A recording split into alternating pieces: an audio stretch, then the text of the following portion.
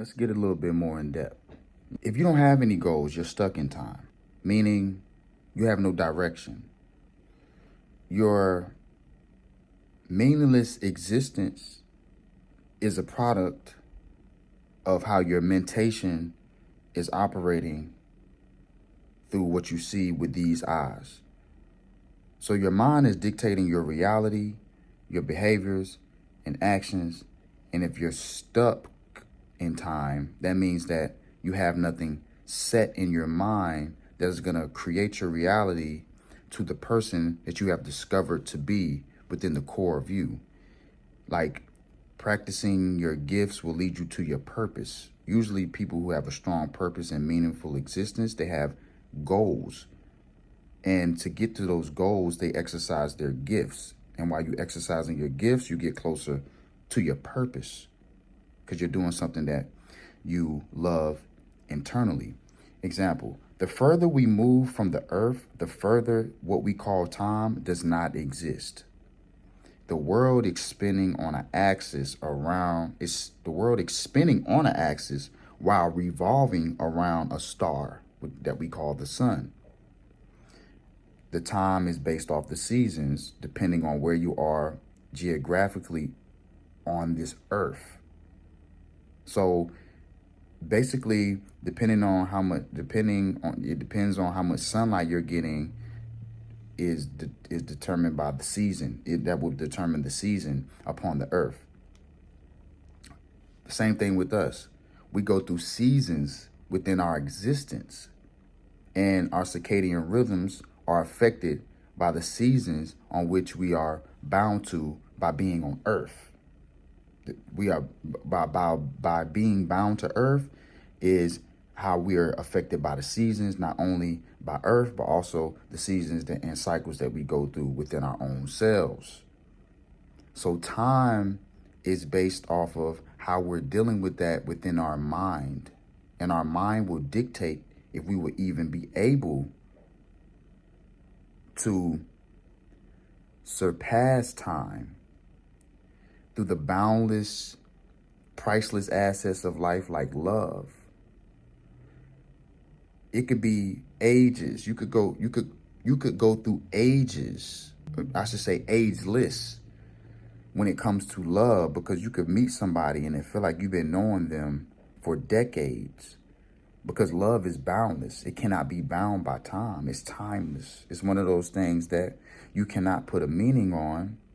However, it is the best description that we can call what we call God, or the creator of all, is love. But what does love look like?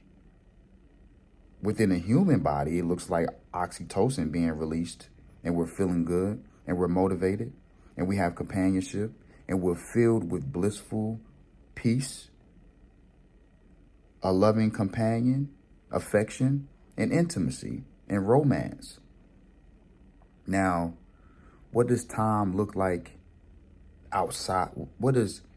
How is love boundless outside of Earth, or moving away from Earth? This is a good example by Interstellar, because the moments of love that we shared on Earth could actually affect our experience with the cosmos, or what we call quantum entanglements, or our direct revelations from the creator, or the almighty source, or what we call God. Through that love, faith, and mind, and goals, and the intentions that we're putting into the life that we want to live, that we have set in our mind, puts us in contact with the timeless, the boundless, the irresistible, the incomprehensible, the creator of all, which would make time non-existent for those who are existing on the basis of how they're moving in their mentation and thought patterns within their mind and their existence here on earth. So you can transcend time through the priceless assets of life. When living inside of your vision and living inside of your goals, you are living in the future. Because more than likely, when you're living inside of your goals, meaning that you're living inside of your and creating your new future, it means that you have a why. You want hundreds of thousands of dollars, you want the new house, you want the new car. But what's more stronger than the want is the why. And the formula to the why is setting goals. Because setting goals is setting your future. So if we can come up with a formula that involves living inside of your goals, which would be living inside of your vision every day, not because you want materialistic gain, because you have a purpose higher than your own self-centered materialistic desires. It could be a solution for the future, which is a sign of genius when you create solutions for the future. But these things only come from the almighty power and the infinite source. And you have to make a decision and a commitment to your goals, which will change the future. And not only just yours, but other people's. And that right there is true prophecy. That is true prophecy coming personally through personal revelation to you through living inside of your goals, which is creating the new future, not just for you and your family, but for generations to come. This is why time is your existence through motion. And the way that we see it today, it does not exist. I couldn't tell you what I did yesterday at 8 a.m. in the morning. I couldn't tell you what I ate right at this moment. I would have to think about it because it really doesn't exist. But what does exist within my mind and mentality and the way that I'm wired in my subconscious is the impactful, profound moments that I went through to push me forward to get through the day. That's what exists. The space in between is simply mental chatter, things that probably seem redundant because they are. But the times of the day when you stepped into the unknown, to the chaos, to the uncertainty, and made a conscious decision to live inside of your goals, that is what we should be describing as time.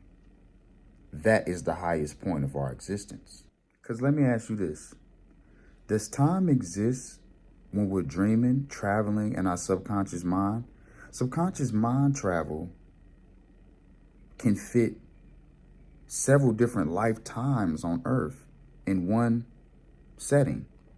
We could go through several different lifetimes and travel through several different timelines while traveling within the subconscious mind. So does time even have any relevance to the human subconscious mind, which is the closest to God? And we all know that God is not affected by time, space, or matter. So when are we closest to God? And when we are closest to God, it seems as though we would have the same or similar attributes as him, which would be to knowing and creating the future. Yeah, we're bound to this flesh and this human existence, but the supernaturalistic power is still there. It's still there. Only if we can tap into it. Only if we can get in touch with it. So this is how we read about the prophets and the different people who were connected to God and getting revelation and writing what we call scriptures, because they connected with that power through the subconscious mind. They traveled through different dimensions of consciousness. They came back with messages from God, who lives on a plane that we can't even understand. And they got in touch with the boundless existence where time doesn't exist at all.